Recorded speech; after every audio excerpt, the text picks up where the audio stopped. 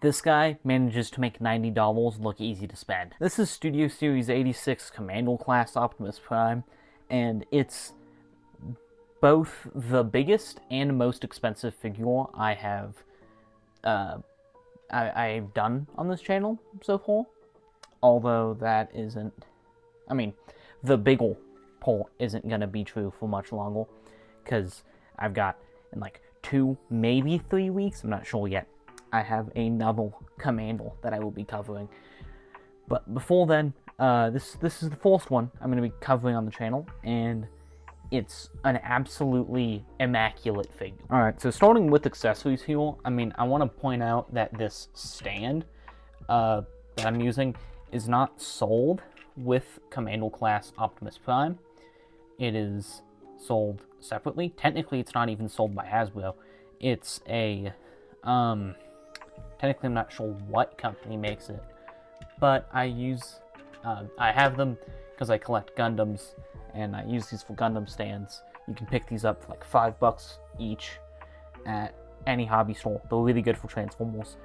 Yeah, but onto Optimus himself. Alright, so moving to Optimus's accessories, I mean, he's got a good bit, especially compared to the figures I covered. He's got a lot. So I'm gonna bring his trailer in to frame here, but I'm gonna start with what I have on him. So first of all is his classic ion blaster in an amazing gunmetal gray. Although it is cast in black plastic, the paint is really good, and I don't really have much to worry about it chipping. Like, there could be a little bit of chipping down on the handle, but I think other than that, and on the tip, if you use Blast Effects, because this is Blast Effect compatible, but honestly, even that, I'm not too worried about that. Then he also comes with the Energon axe in a like translucent orange, which looks great. It attaches to his hand, not to his hand. Basically, you have to do part of the transformation, but you just open that, and then you'd start with his hand out, obviously, but you just fold it, and then there you go. You got Optimus like as he is, and then the trailer is quite cool. So it obviously has a stand on it, like most Optimus trailers, but it also has kind of a secondary stand for when you open this. So you pull these blue supports out, and you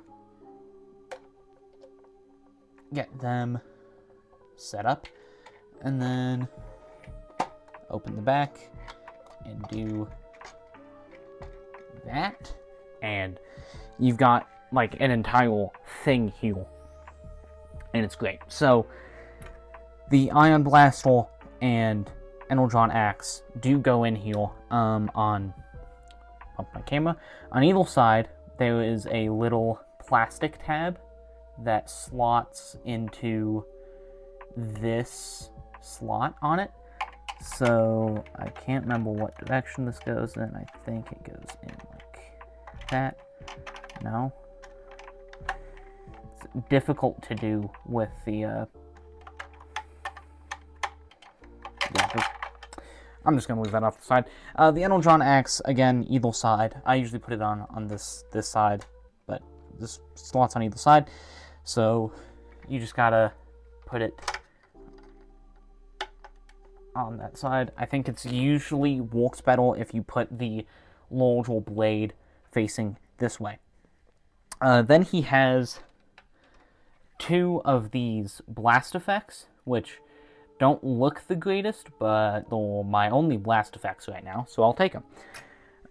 They connect on with a little port there. I'm not sure what size that is, but just sticks on. You also notice there's another port. I don't really know what realistically you use that for, but it's there. And you can get this cool visual with the blast effect. It looks neat, and it's usable on a lot of Transformers weapons, so it's very nice to have blast effects, and they are very rare. I think usually they only come in Commando class sets, or come with Commando class figures. But anyway, so next accessory is this little guy. This is technically an Autobot. This is technically a Transformer. This is Romo. I would have liked a little, like, Autobot symbol painted on somewhere on this, but it's fine. He's painted in this silver and he looks really good. Apparently he can seat 4 headmasters, but I didn't think to get any of my headmasters, so I can't really show that. Though he can actually attach to... Gonna close this up real quick. He can actually attach down on the hitch for the trailer, which is neat. Whoops. That means you're gonna have Lolo pulling it, and he pulls it well. I mean, he rolls well, the trailer rolls well. It all works pretty well in conjunction with each other, which is very cool. And then obviously Optimus in his vehicle mode can roll around the trailer, but I'll show that later. Then he also has this guy. I think this is also technically another Autobot. I think in the show, the human character, I can't remember what his name is, would get in this cockpit, and it would basically, like, heal Autobots. Like, it would be like a repair station. It was cool. It was neat. It's got quite a bit of articulation here, so the arm can rotate backwards. It's also on a swivel. It's got rotation there, and the claw opens, which is neat. So you just fold him up, and he's got, hold on, it's kind of like a relatively specific way you're supposed to fold him, and then you can just peg, there's a little peg on the side, you tab him into place, and then Romo has 2 little holes that tab in as well. It's, again, difficult to do. And then you just close it up, and fold everything up, and then, I mean, it's like good. And I'll go ahead and talk about detailing on this thing as well. It's detailed really well. I just really like the way it's molded. It's molded with a ton of these grooves. This is all like a elevated piece. The paint on it is pretty good, but a lot of this is actually different mold, or different, like, plastic, like different pieces of plastic, so it all ends up looking pretty good. These brake lights look great. This bumper looks great, which, speaking of the bumper, I almost forgot to show it. It works if you try to pull out on this back piece, and then you pull, like, down. It's really tough. Hold on. There we go. And it's got, like, a bucket in there with these blast effect bolts. Those are used specifically on Optimus's vehicle mode. So I'll show that later, but I guess until then, time to talk about Optimus. Alright, so I'm going to get into the detailing on Optimus here, because he's an amazingly detailed character. So, first of all, starting as always with the head, he has an amazing head sculpt, and I love the way it's painted.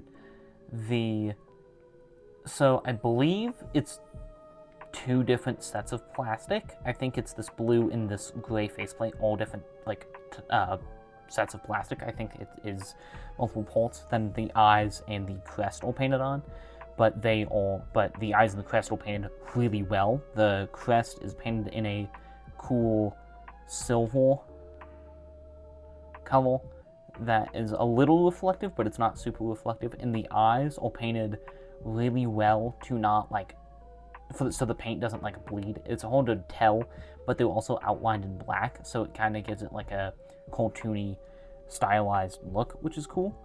I'm a fan of that. Then, I mean, you've got the lights on top of his chest, which look great. You've got the Autobot symbol on his shoulder, which look awesome. You've also got probably the most detailed Matrix chamber on any figure. The only issue being that it's not painted at all, but it's got a ton of really cool molding on the inside, and it's also got like it's got like the extra door, like he does in the 86 movie, which makes sense. This is the 86 Optimus, but still, I just think it's neat how much detail there is. Then staying at the chest, this gray paint looks really good. And so does the silver paint. The silver paint is great too. Then the windows are a piece of clear blue plastic on top of a painted, like, metallic blue surface underneath, which looks great. And then I love the molding details on the forearms. I mean, it's pretty small, but it's neat. It's cool. I'm gonna say neat a lot in this video. Then on the front of the waist, this yellow paint is all done really well. I do want to say, at least with paint, that's pretty much dependent on the copy.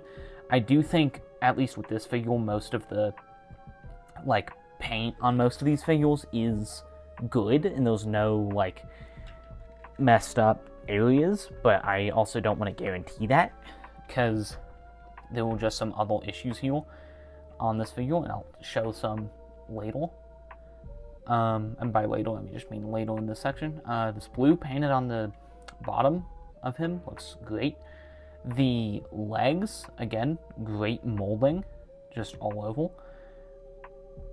But they were also white plastic, and it looks great. And obviously, it's the same plastic used for the, like, hips.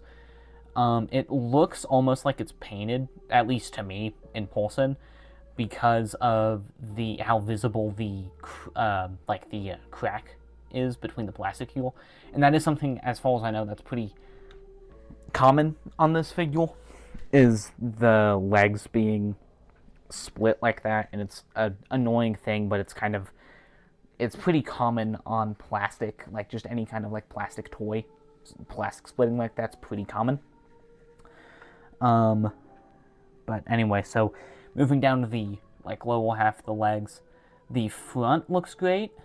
The feet look awesome, with cool detailing there, some good paint there. Sides look awesome. You can see some of this red from its red paint on the other side. You'll see that during transformation, bleeds through on the side. It's a little annoying, but it's not the worst looking thing ever. Then back of the legs, again, pretty good. These hinges, again, transformation, but I think they blend pretty well into the just design, so they don't look overly, like, they don't stick out a ton, which is cool. And getting to probably one of the biggest, like, quality control issues on this figure is these heels.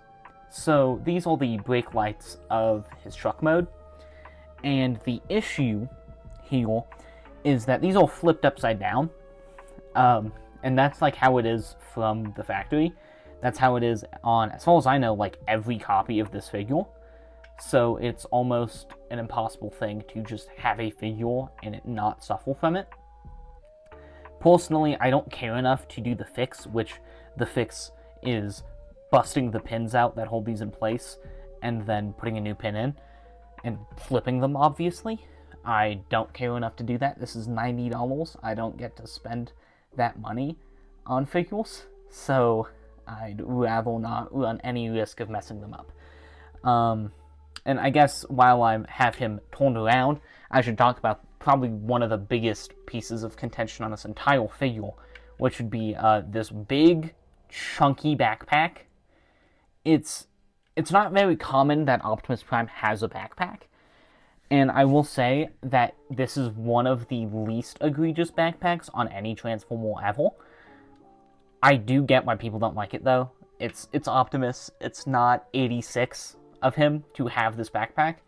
I wouldn't know for sure, but I wouldn't be surprised if there was some third-party company that made like an upgrade kit that turns that adds like a piece that attaches to this backpack to make it the jetpack from the original like 84 TV show.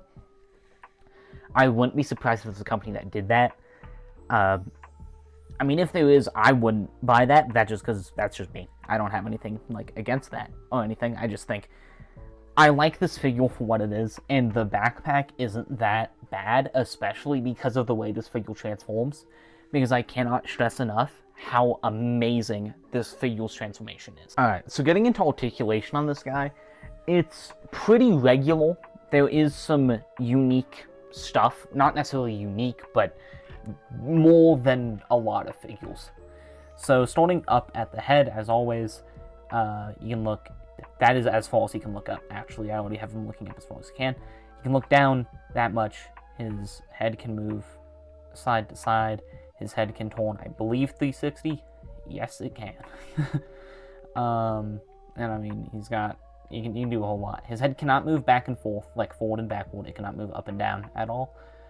But yeah. Then getting to arms, they go 360.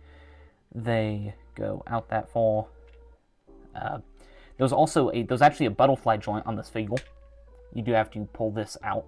It untabs. And this actually isn't a part of transformation, so this is actually a dedicated butterfly joint, which is awesome.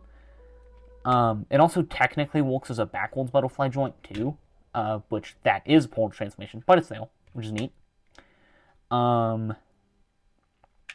Then his arm can go there basically for 90 degrees. It can also go back basically for 90 degrees. Don't know what you need that for, but it's there in case you decide you do want to use it.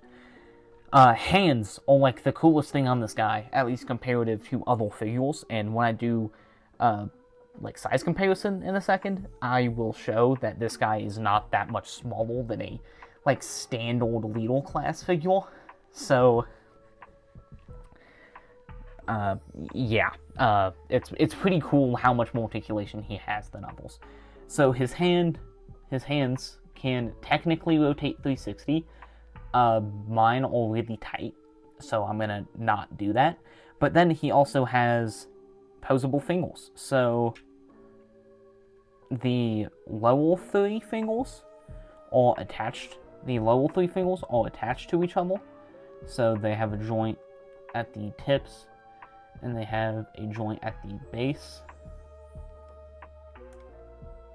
And then the index finger has joints in the exact same areas, but is standalone. This is really hard to record. But yeah, it's neat. It's really good for posability. It's just really cool to have. It's not uncommon figures have opening and closing hands, but it is uncommon that they have fully posable fingers.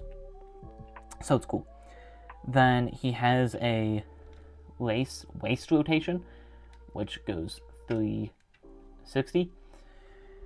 Then legs go out that far. They go forward that far. They go backwards that far. The knee joint is pretty crazy on this guy, going way over 90 degrees. I love how much of a knee joint he has. It's great for expression on a figure. Then his toes can go down that much. Technically, if you want to do part of the transformation, just pulling that out, they can go all the way, like to a full 90 degree, but I don't know if we want to do that, so that's fine. Heels also, because of transformation, can do like that. But since the feet don't move as one piece, those are really not at least like the heels do that. Then his feet can like do an ankle tilt, which is cool.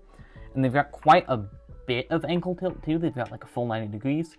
So if you want to make him fully do the splits, that is an option. It's not a one I would highly recommend, but it's cool. So yeah, that's his articulation. It's genuinely crazy how much articulation this figure has when he's barely bigger than the average Lidl class figure. And like, it kind of just goes to show that most of the Lidl classes could be better than they are, and they're not. But I don't know. Alright, so I'm just going to go ahead and do some size comparisons here, just for the sake of size comparisons. I said I was going to do one, and I almost forgot to, so I'm going to do it right now. So here he is next to 86 Bumblebee. Again, if you watched my video from like 2 weeks ago, then you know this guy's small, even for deluxe class. So he's neat. Then Legacy Bulkhead. He's a Voyager. Don't know how well you can see that height, but there they all compared to each other. And then for comparison to another, or to a Lidl, I brought in Legacy Skyquake, who is struggling to stand properly, and he is bigger than Optimus. Skyquake's also a little bit bigger than the average Lidl, but there is the comparison. I probably should have brought in Galvatron instead, but I didn't, so there is that. Okay, so transformation. This guy's transformation is really fun, but I'm gonna be so real here, is very annoying, and the instructions are pretty not great. If you ever looked at Transformers instructions, you would know Hasbro is terrible at making actual instructions, so, yeah.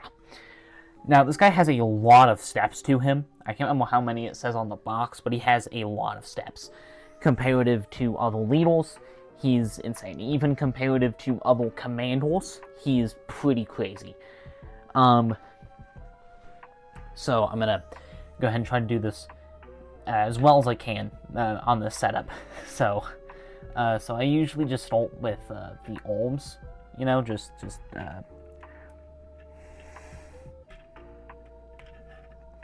okay, yep, just start with the hands, moving everything into place. There. And then you want to fold those 90 degrees back. Also, so the smokestacks move. They are very loose on most copies. I've seen some where they're not as bad, but for the most part, but for most of the copies I've seen, they are not super tight, and mine are pretty loose just as well. So there is a thing there. But anyway, so the next step, you want to spin around, grab this blue piece on the back, and fold that down. Mainly doing that this only just to keep it out of the way.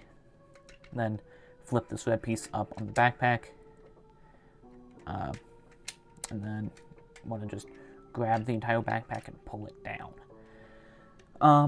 So then just move those up. You want to flip out these two side flaps. Oh, yep, okay, there we go. Then the upper body rotates there, and then you rotate at the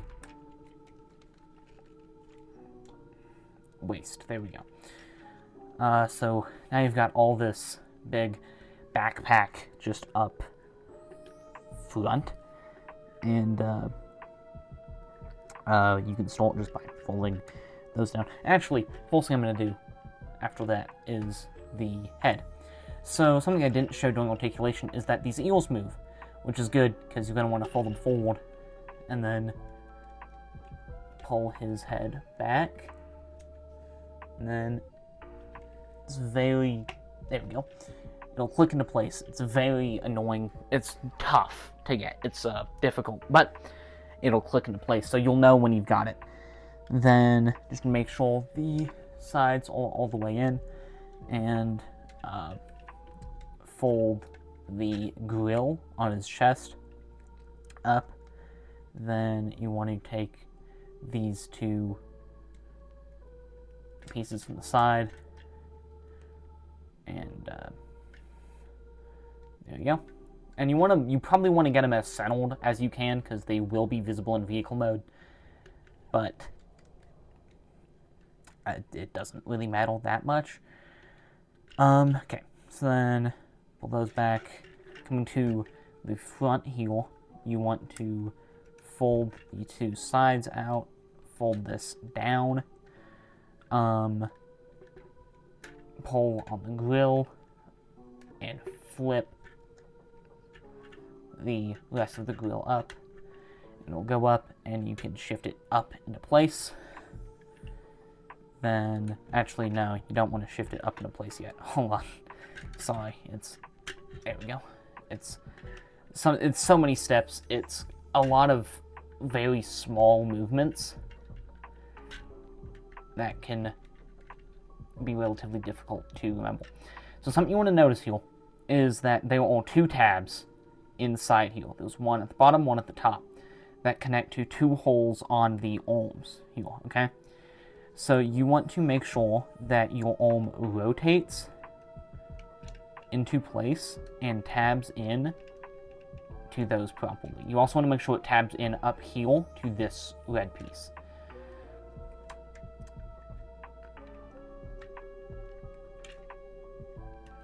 There we go. And if you're having trouble getting these in, just make sure that these side flaps are pushed as far in as they can be. That's the big thing. So then you want to fold that up, and yeah, like that. Oh, is that stress? Are those stress marks there? Uh-oh. Those aren't happening on the other side. I don't know what that is. I don't know what's going on there. Maybe an issue with paint. I don't know. Anyway, so shift the front up, and then you just want to move those and make sure that those click into place. And then you can see the cab is pretty much done. And you can have them stand like that if you want to. It's an option. But obviously that's not fully transformed yet. So then you want to come down to the legs. You want to be relatively careful here. So you want to take the front. This front piece is a panel. When you're splitting it, you want to make sure you start at the bottom and move up until it splits properly. It's happened to me multiple times where that plate just pops off. It's friction fitted on, so you can just reattach it. There's no issue there. But it is something that is common, at least on my copy. But then again, it could also just be me being really rough with it. So don't necessarily take that as like a guarantee that it'll happen. Just be careful and it won't. Anyway, so once you have those flipped out, then you'll notice in the base you've got these two pieces. That one folds out. Make sure you fold the feet and heels into place to lock it. And then same thing over here. There we go. I have long nails. That makes that easy. If you don't have long nails, then it'll be difficult, but get like some tweezers or something. It'll be easier. And then there you want to... There we go. Connect the legs. And okay, so for this next thing, I'm doing it out of order from the instructions. I've been doing most of this out of order from the instructions, but this bolt specifically is very much out of order from the instructions, as far as I can remember at least. So take these two panels, and you want to try to get them, they will click in these slots in the back. And if you do it correctly, they'll click in and not move. that can be the type of thing that can be difficult to do. So then you want to pull the legs, and hopefully it'll separate properly.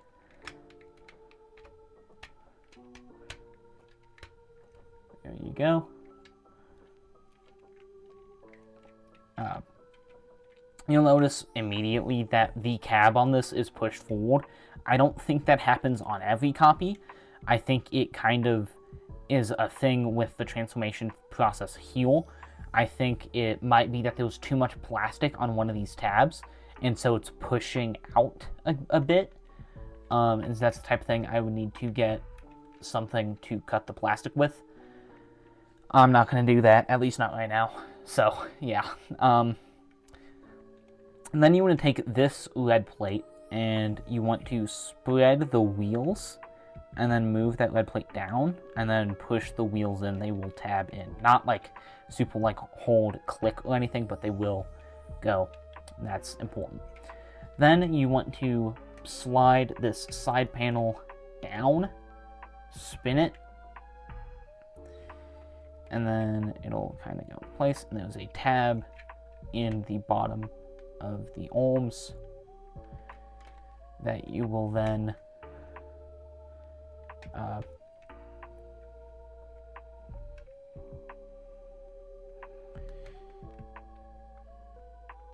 there you go. Yeah, okay, so then you just flip the wheels out, and again, trying to deal with that, make sure the smokestacks are rotated properly. And there is 86 Optimus fully transformed. Alright, so I'm going to start with some detailing here. A lot of this is just kind of in the robot mode, so there's not a lot to talk about here, but I'm going to talk about it nonetheless. So, obviously, same windows. I love the silver paint used on the front here. It's used on the grille, the headlights, and this front bumper. Looks great. And this yellow paint also used on the bumper. Amazing. They look great. I mean, there's no, at least on mine, it's not particularly messy, so it looks good. I like it. I like it. Will say the silver paint used here and on these drums, I'd be relatively worried about it chipping after a little bit, but it doesn't matter. Then from the side, I mean, the wheels look really good. That's something, I guess. I mean, the wheels are all plastic, but they're really cool. I like the sculpt. I like the paint. Again, they'll pin, so they roll. They spin really well. I mean, that's kind of it. The rest of this is detailed in robot mode. Big thing here is this. There's a big hole in the back of a... You can even see Optimus peeking out a little bit. It's not a huge thing. It definitely isn't the only Optimus that has an issue with gappage, but it's not the worst. He rolls quite well. And if you want to see him with his trailer, then, you know, you've got him with his trailer. And, I mean, that's like an iconic look. That's amazing. That's genuinely just an iconic look. But, I guess I should show those two pieces of, detailing that I showed. The two blast effect bolts, right? Almost dropped one of them. So, here they are. If you've ever seen the original 86 movie, you would know what these are for. But if you haven't, then you might not. It is also on the box of this figure, I guess I should mention that. Alright, there's no way that goes on. Yeah, I was going to say. These are a little difficult to get to go into place. But once they're in, they're in. And there he is. There he is. In the movie, he uses this to, like, start his transformation. Basically, he, like, launches off, and then he starts his transformation. It's very cool. It's a cool way of, like, kind of showing how that, like, works. It's neat. I really like the way it's done here. I do wish these blast effects could be used in some other way. They can't, but it's neat. I think it's pretty cool nonetheless. It's neat that they're there. It's honestly the type of thing I wouldn't fully expect, even for a Commando. But having it is not a bad thing, so it's cool that it's here. Alright, so that has been my look at Studio Series 86 Commando Class Optimus Prime. It's a great figure. It's genuinely fantastic. The only real issue I see with it is that it's $90. And now, for the price, you're paying for it, right? You're getting what you're paying for here, but I also realize that $90 is pretty unreasonable to ask for most people for a Transformer. These all seen by most people as children's toys, after all. I mean, that's what they are, they were toys. That's literally what they are, but they were very cool. For someone like me, who really loves the franchise, something like this, like a very screen-accurate 86 Optimus Prime, is really cool.